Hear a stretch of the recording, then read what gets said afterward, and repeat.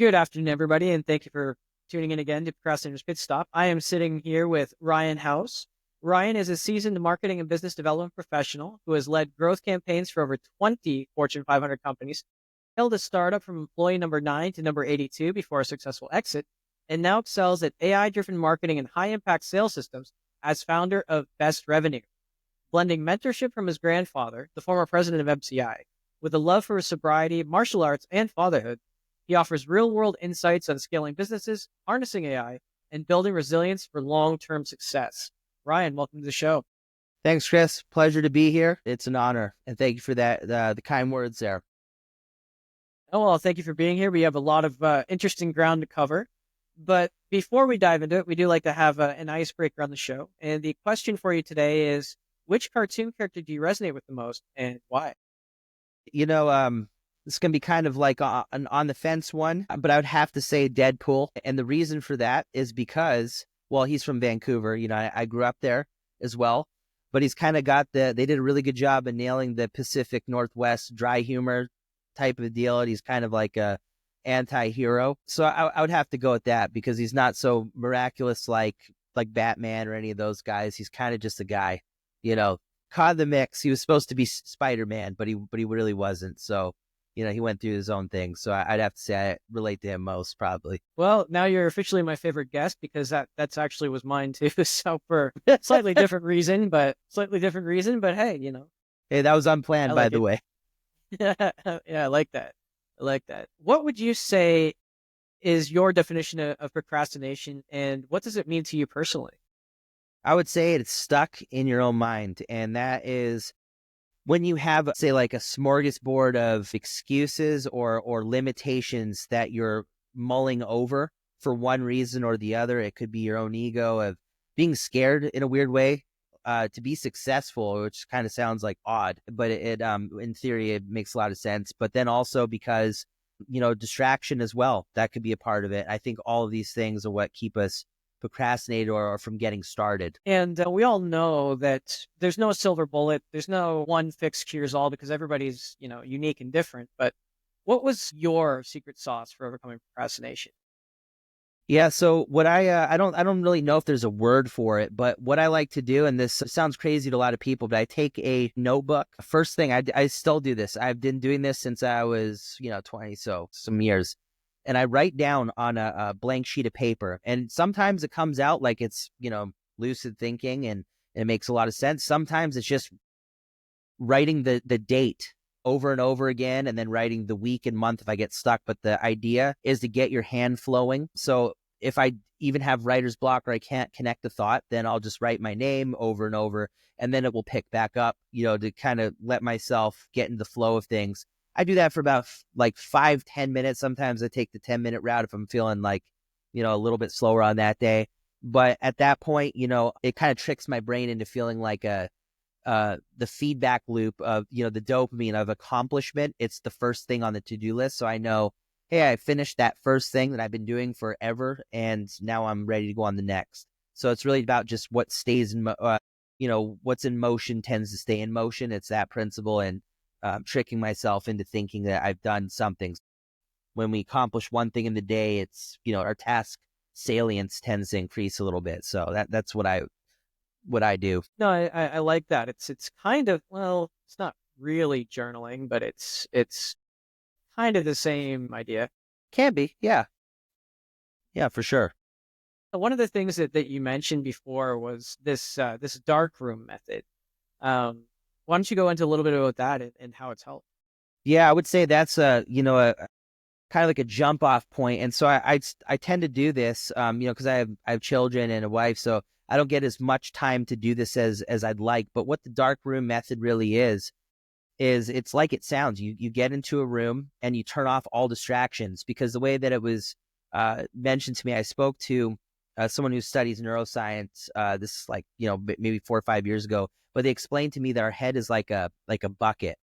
And the more things that we put into it throughout the day, the more information, we're just adding sand to it. So, that's what gives you that brain fog. And that's what kind of taxes you before the day even starts. If you feel like, oh, man, I feel so exhausted. I got a full night's sleep. Why?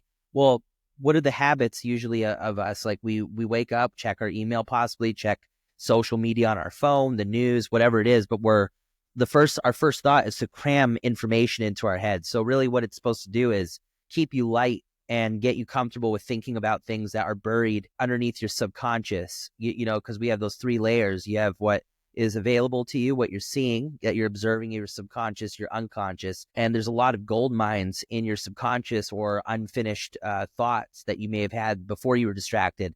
But it's kind of like the opposite of meditating, in the sense where instead of pushing away those thoughts and focusing on a center point and to clear your head, what you're really doing is you're allowing those thoughts to come in and see where they take you. If it's anything like, menial, you want to have the discipline, eventually over time, you'll get really good at sharpening your mind, but to push those out so you can allow the creativity to flow. But what I have found in particular is by doing this, it makes things so much easier to have like, oh, there's that problem I was looking to solve. There's the answer right there. And I was like, why didn't I not think of that? It's almost like when people say shower thoughts or going for a walk. It works very similar, but in my opinion, it's more effective because of the fact that you're not looking at any stimulus. It's a dark room. It works best with a night mask, and earplugs. It works that's when you get peak efficiency, is when you block all your senses and then just go into your mind, and it's getting comfortable with your inner monologue, which again is really good for discipline and focus. So that's the principle behind the dark room methodology. Right. And you actually did an experiment for almost a year, right? No social media, no TV, no Netflix, no Yeah. decorations. Not like, Yeah, could you no go into that? decorations. Yeah, it was, it was one of those things like when the startup was sold, and there was an exit, right? And I was like, as you heard, I was one of the very, first people. So a lot of people did things with their money. They would maybe go on vacation. They'd possibly put it into another business or maybe in their savings, whatever they did with it. But my thing was I wanted to buy some time because I've just been grinding hard, late nights for years. And I just wanted to do some experiments or something after I was inspired by watching the show. Like it was a prison documentary, right? And this guy, they're interviewing one of them, and he says, I've written like 10 books while I was in here. And he's like in supreme shape. And I was like, that's true. A lot of them do accomplish things. How? And then, I was asking a friend at the time, he's because they don't have anything else to do, man. And I was like, that is like, it's always those type of like simple things that smack you in the head. They're so brilliant, but it's like really not. It's like common sense. And I was like, yeah, you're right. How could I replicate this at home without having to go to prison and have a felony on my record? I could have nothing to do. So I started with, I said, you know what? I'm taking some time off because at this point I was a consultant. I finished off my contracts that I'm on hiatus, and I just kind of lived off the savings that I built out. And so that was my vacation. So I went in the room and I said, no stimulus at all. Let's go extreme. And I took down all the decorations in there and I said, I'm just going to Uber, at the time it was like Amazon grocery delivery and if I really had to go somewhere like the doctor, then that was the only time I really broke it. But I stayed in this room, just a white wall, and I was just learning to get comfortable with my own thoughts. And so the first 3 days were like torture. I was like, whoa, I don't know if I can last, but I decided to stick to it. After about 2 weeks, I incorporated a pen and pad to keep my mind busy. And then you really like writing a lot when you're living like this. And then, over time, I started putting books, and then I would get my guitar. So that's all I had to satisfy the stimulus in my head, basically. And there was a downfall to this. It's not glamorous. It was not great. I would not recommend it to go this long. But I would say like over time, then I had to kind of get back into consulting. So that I broke my stance where it was like hardcore. I started to put maybe a picture on the wall. But then my only form of social communication was with business, those are clients, which really led to some really difficult problems because when I got out, I struggled to have, it was the oddest thing, to have a conversation with somebody was very hard. It's not like I had social anxiety, but like, let me give you an example. If someone was talking, I wouldn't know when was the right time to jump in to respond to it. Like my timing of speech and cadence was off. I didn't know where to even start in a conversation or how to respond to something because I was in my head thinking about that. Like, what do I say to this? And so it was really bad for my communication skills deteriorated very significantly. So I went and got Ubers and Lyfts and to break this, and I went to the gas station, I went to grocery stores, and I just talked to everybody as much and as often as possible in a lo-fi, non-consequential way. Like, Uber drivers, you're paying them, they could be more forgiving about things.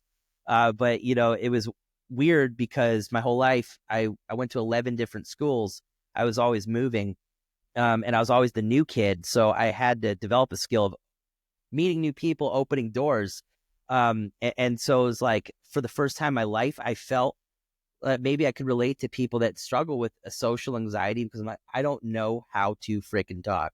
And that's bad, because that's the most important thing. One of the most important things we have as humans is our ability to speak. So that was that experiment. No, it's interesting, I really I picked up on a few things we were talking before, and over your description of it. You talk about boredom, and I think boredom is a really interesting topic. But you used it to describe. You said it was You said it was pure anguish those first days. But I noticed that as you're recounting the experiment, you don't talk about being bored per se. That only comes up sort of after, as you're talking about it kind of at a diagonal. Were you actually bored in that time? I was bored for the first, yeah, I would say the anguish was from the boredom and lack of stimulation. It was just, it felt like time crawled. But that's, it's a good point, because I did learn to entertain myself, I think was like really the key towards it, right? I would, a lot of the times when I'm just sitting there and thinking, like, I meditated a lot, I slept, I'd fall asleep, which I didn't think was, going to be a side effect. But after I got used to it, I said, okay, my brain started forcing me to come up ways to find simulation. So I would act out like plays in my head. So I do like creative writing when I got so before I even allowed myself to have the pen and paper, which is 2 weeks later, I was already writing it in my head like a movie, like, like it could be nonsensical. And I was like, okay, well, scrap that. But I found a way to go inside and entertain myself that way, just through my own imagination, which, I guess like brings you back to a childlike state, right? Possibly if there's action figures, I could have figured something out, but the idea was, when we're kids, we get bored and then we do ridiculous things, but it's really an energy of like, let me go do something, and I felt energized to do something. So it was like a tapestry was starting to write itself in my head of just, things or book ideas, like for business, or, cold call scripts I wanted to write. Like a lot of things were going on. I realized there's an active mind up there. I don't really need a whole lot of things going in there. I don't really need social media, to get out of that. No, but I think you hit the nail on the head with one thing: overstimulation. I mean, this isn't our fault, by the way. This is just how we're programmed, because 10,000 years ago, when we were naked and running through the woods, we were drawn to new stimulus, because new stimulus could be danger, or could kill us, right? So we were always looking for what's new, what's new, what's new. So what boredom is, and I love drilling this into my daughter, because she complains all the time, right? Most kids do. I mean, I did too. But when they say you're sitting there and you're bored in class, and you know what boredom is, right? Well, I'd like to hear your definition. I guess mine would not be as good as yours. Well, I don't know about that. It's not so much a definition as an understanding. Boredom is essentially when we are in an area, when we're in an environment where we either think we know everything about that, therefore it's not interesting to us, therefore it's not important. Or it's just that, it doesn't interest us, so therefore it's not important, therefore we don't care about it and we're bored. And that's, when the mind wanders, and when things like that happen. So one of the easiest ways out of that, and I mean, you experienced this firsthand, is you started making scenarios in your head, right? But one of the ways that you could actually get into this and get into more like meditation and get more into different things, it's almost like what you were doing. And I use this more in terms of like a class, or a subject that you don't like. It's like, what am I missing? Because I can guarantee you, no matter what you have in front of you, you do not know everything about it. So it could be something as simple as, I keep bringing up this example. This person goes to a conveyor belt, I guess, tour. I guess that's a thing for conveyor belts. And so, okay, Well, yeah, okay, that sounds pretty mind-numbing. So what can you do instead of, popping six cans of beer or whatever it is you want to do before you try and go on that field trip? I said, well, no, wait a second, look at it. You know what a conveyor belt is, you know what it does. How does it work? Do you know that? What about the little thing in the middle? Why does it do what's that? How did they build that? And even by just doing that, you're not going to have the best time in the world, but your brain is actively given something to do. So therefore you're not bored anymore. Yeah, no, that makes a lot of sense. I never really thought about it in those terms because, but it's very true. It's like I look at it like with the kids. I always go back to that because it's our rawest form of our spirit and mind. Like when we're kids, we're so investigative and so inquisitive about things. But a toy, for instance, like my son and daughter, they can get so bored of something so very quickly. But then you bring home a new one, their eyes light up. Like the boredom is almost just like they're seeking a new path that maybe they feel stuck into something like regurgitated info. If you're looking at it from that perspective, they want a new, learning, right? It's almost like a yearning for learning kind of a deal. I think the way that we offset it as a society, like you said, it's not really our fault. It's kind of just how things are run. But an info, like it's just doom scrolling is what they call it, right? It's like you're doom scrolling through things for the next hit of information. And then it went from 5-minute clips to a minute to 30 seconds. Now it's like 10 seconds. Give me more. It's crazy how just kind of that window closes. And it's so dangerous in a sense because of how available it is in such quantities. It's a never ending thing. And then so you feel like you're missing out. So that gets it. So yeah, that like your definition of it, I would say, I think that is like the basis of 100%. That is absolutely what boredom is. And that's how people fix it, is what you said, is like, going out, like our natural state, going out to seek that information again or something new, so to speak.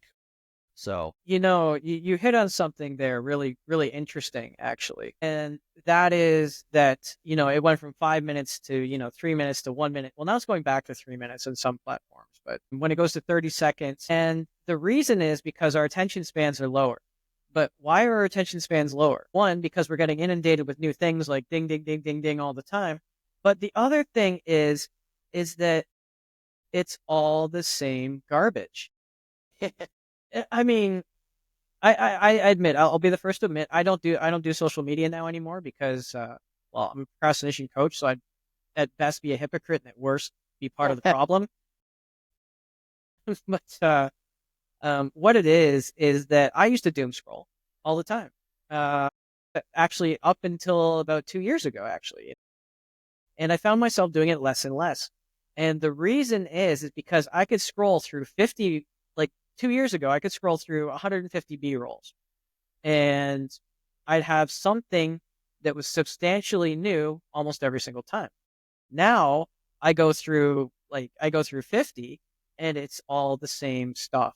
Like and this is my segue into kind of like AI and the content that we have here, and it's causing severe, and I want to get your view on it because I know that you're involved in this as well.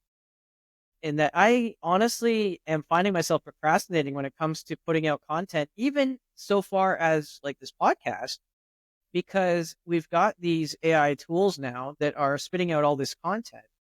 And one is you're having to compete with 10,000, 100,000, 200,000. It's only going to grow exponentially. And the other one is, well, why should I write about it or why should I share it if I can go and Google it or I can ask AI about it? mm, yeah, that's interesting for sure. I would say that there's so we had talked a little bit about this, but like the IQ, right? Like we're seeing right now, it's substantially like the smartest AI that we know at the time of this recording is Grok 3, and which is about a 101, like in between 101 and 105, depending on the test, right? And even with AI to do those things, if you were to read it, I've read this. So here's the first time I'm subscribed to Kindle Unlimited. Even at the time of this, it will probably eventually evolve, but I could tell when something was written by AI. I don't know why I could tell, but if I really dissected it and thought about it, I would probably say, well, there's like kind of this wooden, dry type of like writing that like maybe it's the mistakes that a writer would make that make it more like human, almost the too perfect type of thing. To give you an example, storytelling, that has pretty much shaped our civilization. That's what makes you and I different from lions or tigers or monkeys or anything like that. Because if we were to transport ourselves 10,000 years ago, I said, Chris, well, we got to get some food. Our village is starving. The ice is melting, so we don't need to hibernate anymore, but we're running out of stores. And we get one of our tribes people, and they come back and say, hey, guys, don't go across that bridge over there. There's a pack of hyenas. But if you go across the bridge on the other side and go up north and then turn left, if you go past right where the beehive is, there's a whole blueberry patch and lots of salmon by this little creek, right? That's the difference. A gorilla cannot tell another gorilla this story and plan coordination, right? A lion can't do that as well. So that was a story, though. What he just told us was a story, and it helped our survival. AI can tell a story, but the believability and authenticity of it, they can't tell your story. They can't really talk to, like, let's say a client and say, I know exactly how you're feeling because, when I was 18, I was like in the same position. I was like this close to, getting or losing touch with my brother, and I was in a fight with them too. But the thing is, like, you got to just understand that, give it time. If you were to ask AI that, they could tell you exactly what I just told you. Are you going to feel that? The AI didn't go through that. They said it, but it wasn't touching a heart, right? There's still a very biochemical aspect to humans. When I tell you like this, if you and I were bike riding and I was ahead and I said, Chris, stop, right? You go, whoa, and you'd hit your brakes. Your heart would start pumping a little bit, right? All I said was the word stop, though, is a word. But why did your heart rate increase? Why did your adrenaline start pumping? Even though you didn't see the threat, I just told you to stop as loud as I could. It's a word. So words themselves impact the way that we think about things. You say something mean to somebody, they get angry, their blood boils, right? Like they might get a red face, their heart is pumping, they get adrenaline. You say a nice thing to someone, you could change their whole entire day. Their eyes perk up. They have a physical reaction to things from from words. And AI, to be able to replicate that, it's not there yet. Maybe. I don't know, but we've had AI for a long time. Please press 1 if you would like to speak. We don't like that, but the same thing happens. We prefer to speak to humans still at this time. So trust and emotion and word, I think, are what AI is smart, but it's not us, not yet. And I think we still crave the chemical element of bio as it relates to one another. So I would say that would be my answer there. Yeah, it's a long way to say that, but I think it's important, the context of it as to why. No, thank you. Thank you for sharing that. And I agree that we need to have that physical connection. However, I'm wondering on an intellectual level, if it's not more because that's what we're used to. Because I'm battling this with my own daughter. Not necessarily her, but her and her friends. I've done this too. Just play with it, character AI or CAI or whatever, just to see what it is. Some of them are pretty convincing, but I noticed a disturbing trend that there's a lot of people, specifically under the age of 12, between the ages of say like 10 and 16, that are increasingly going to these AIs and they're preferring it over real interaction because it's easier. The AI never argues with you. I mean, it never has contrary taste. Oh, you like that movie? That's awesome. So do I. Let's do that, or let's play that game, or it makes it easier. And now, I was talking to another sociology person and they said that, well, yeah, why would I go out and, find a wife, husband, boyfriend, girlfriend if, I see my parents or I see these other people and then it's like, well, wait a second. You guys just argued about what to watch on TV last night. I don't want that. How do you keep it human in that sense? Yeah, I would say that it goes back to, like even that experiment, this, like, what was I craving the most out of anything? It was going back out into the world. Like, I mentioned the sobriety piece, but, you think about what is a favorite pastime of people. A lot of people, they go out to the bar. They could have that beer and sit at home, watch football. They still just go there, right?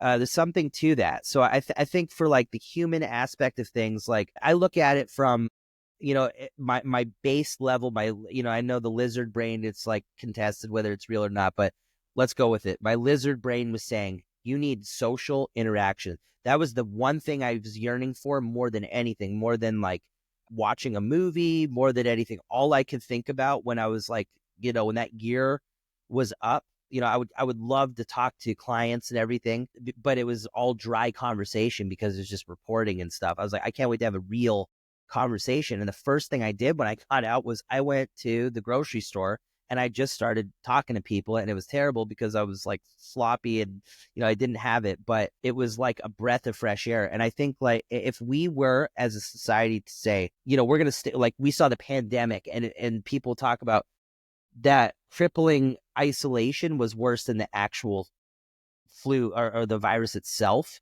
So there is like, yes, we confide in AI about certain things, but would you go to a concert with just you in there watching your favorite artist? Like, no, we go with crowds. Like that's what we want to see. We want to hear the crowd. That's part of the experience, is who you're there with. You go to festivals. Like if you went to a carnival and it's party of one and there's all the rides, there's no line. Why aren't you having a good time still? It's like almost the observer effect. We need observers to feel anything really. So it goes back to like, like our pack and everything like that. Like we're always in a position to like, why does rejection hurt us? Because at one point in time, we could get killed for that, right? It's not really the case anymore. You just go, okay, move on. But acceptance is the most, and a lot of people don't feel like they have a purpose, but what they're really searching for is the approval of other people. And it doesn't have to be a whole lot. That's why likes, that's what's taken its place. If I post this picture and I get 100 likes, I feel good.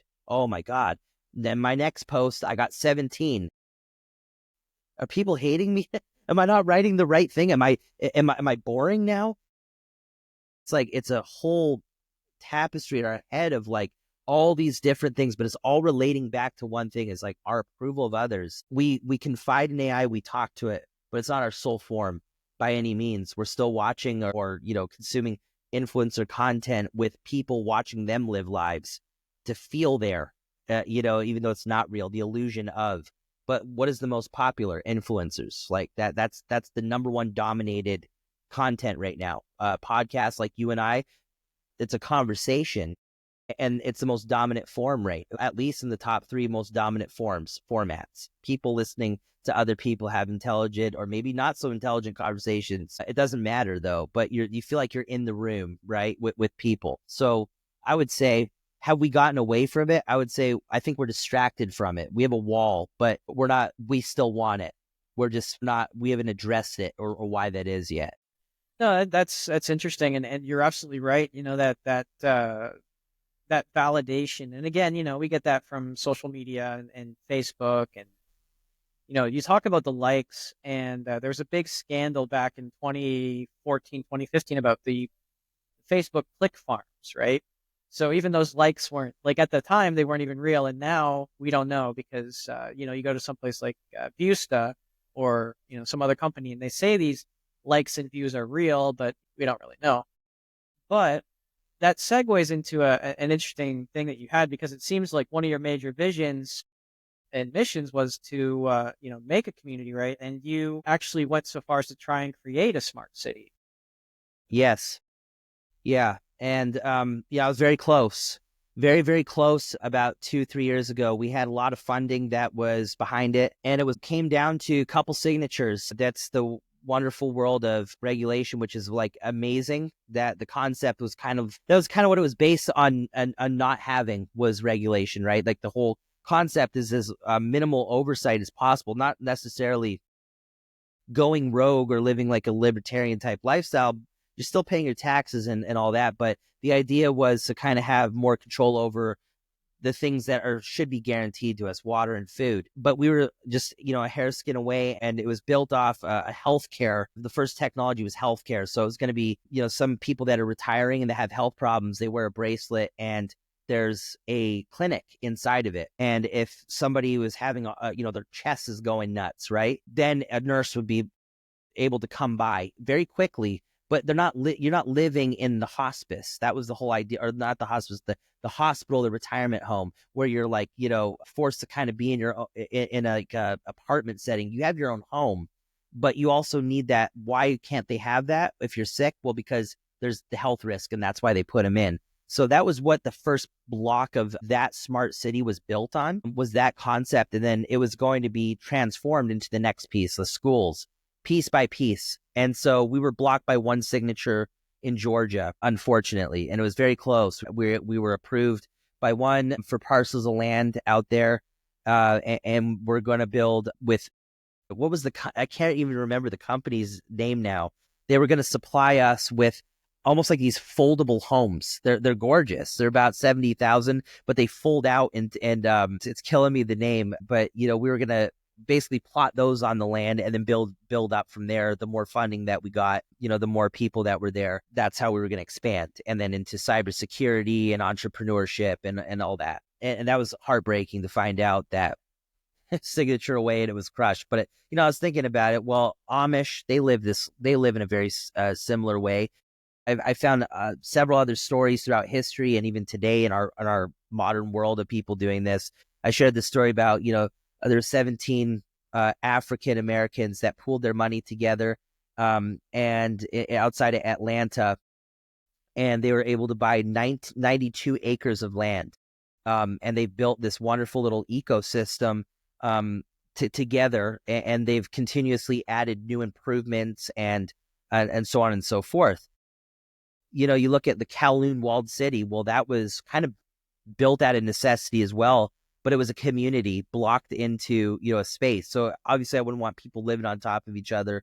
That's a little radical, but the idea is also home ownership on there is, everybody having a sense of community with the neighbor knows the next neighbor, and being able to build something sustainable together to where the children, they're having the best education, they're learning very important high-end skills, so that by the time they're 18, they're an expert at whatever it was that they were doing, like a basketball player, like a musician, that are they're 18-year-old stars, like Michael Jackson. I know his father had some wacky practices, but he was a generational talent. But the fact of the matter is, the guy has been an expert at his craft, at 8 years old. And so what do you think was going to happen if he kept at it until he was in his 30s, right? He was a master. So you can do that with welding. You can do that with cybersecurity. But the idea is, we're wasting our youth's time in terms of like their development, when their brain is like a quantum computer. They can learn 7 languages in a year, when they're like 6, 7 years old. And, it's like, why not use that time when they're able to be so they're so porous with the information about letting it in and being able to use it. What is the best thing you could possibly do for the youth to make them prepared for the real world? How much anxiety do you think they would have when they're experts at something that, they could go to DC and make very, very good money? And then if they don't, well, they can try their shot at Hollywood, but if it doesn't work out, well, you have a very in-demand skill set that is very hard to do, and you're prepared no matter what. So it's kind of like a safety net, a purpose. You can accept it or not, but the fact of the matter is, you're going to learn something that you're not going to use anyway. So why not? If you're going to learn, when's the last time you learned something or use history in your job? Maybe you do, but you possibly, you reference things, but other people not so much. I don't see the mechanic really talking about 15 Italian Renaissance theory or anything like that, right? Maybe they're out there, but the idea really is just simplifying things. The technology is there to help you simplify it, and it's really not that expensive. It's going to take a collective buy-in. The people I've ran by it love the idea, especially people that are younger families, and they want something. They want their children and family be protected and safe, because that's the other portion of it.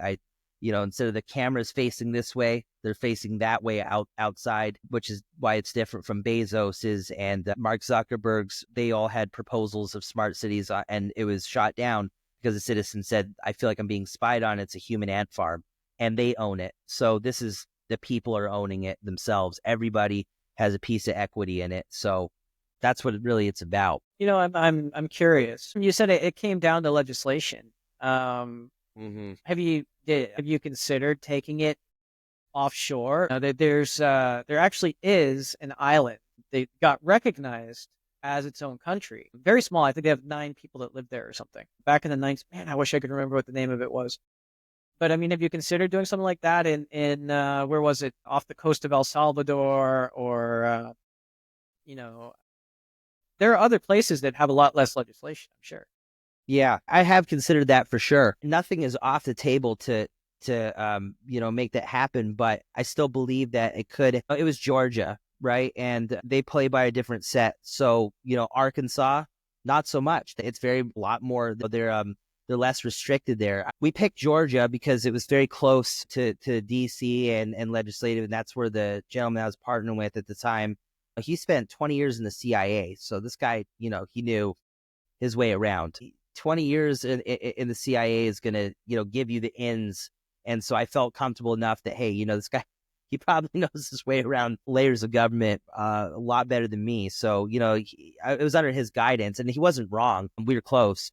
But, the way I look at it is like, well, okay, what is the next step then? How do I have to restart and rebuild this? Well, it starts with getting the idea out to people, because they're going to have good ideas. Maybe they have, could point me to resources that could help. But ultimately, I spoke about best revenue and building that up. So like the purpose of it, and I put on the website, is this is also supporting the journey to smart city. Whether you live there or not, well, you're going to be changing some people's lives, because we're looking to grow and then purchase land, and ideally have the best revenue headquarters on the plot of land. So, that's like, if you talk about a mission-based brand, and what the overarching picture is youth development, safe, safe environments, and then restoring a communal-based upbringing for them, to where children don't feel isolated from one another.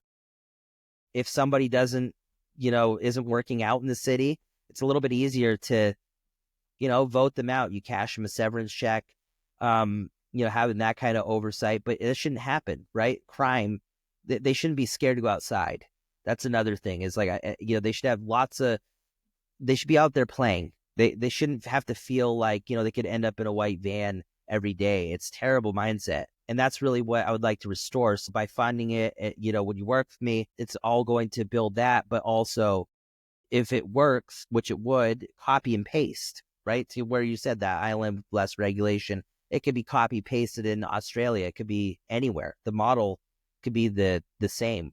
And maybe people prefer that way, or they don't. 14,000 Amish people seem to love the way they live. So this is just that with, maybe if they're a Nokia, and they're beautiful people, by the way, but maybe it's a Nokia to a smartphone. That's like really the only difference, just more modernized approach. Well, no, that's certainly a great aspiration, and I'd look forward to following it and seeing how far it gets, because I do think we need more initiatives like that. Ryan, this has been a great conversation. We are getting pretty close to the time. Is there anything that you wish I would have asked but didn't ask, or anything you No, feel we I, should I cover think but didn't cover?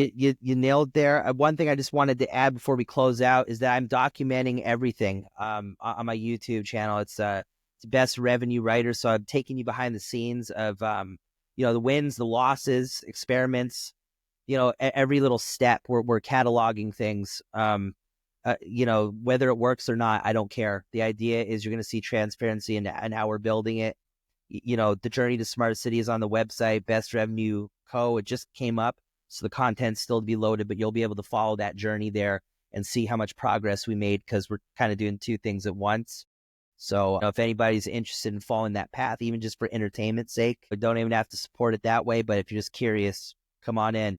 No, I definitely like that. And once again, just thank you for sharing that. And to all our listeners, don't worry about grabbing a pen and paper. We are going to have that information in the show notes for you, so it'll be easy to find and follow. And, are there any other ways that our listeners could reach out and contact you as well, Brian? Yeah, you can email me at ryan@bestrevenueco.com. You can also message me on X, which is Best Revenue Co. as well. And I'm on LinkedIn as well. If you just type in Ryan House, it should show up there. So multiple ways to get a hold of me there. Excellent. Well, once again, thank you so much for your time. It was such an engaging and interesting conversation.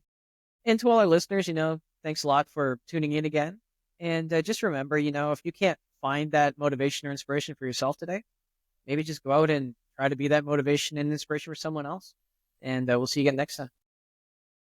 Thanks, everyone.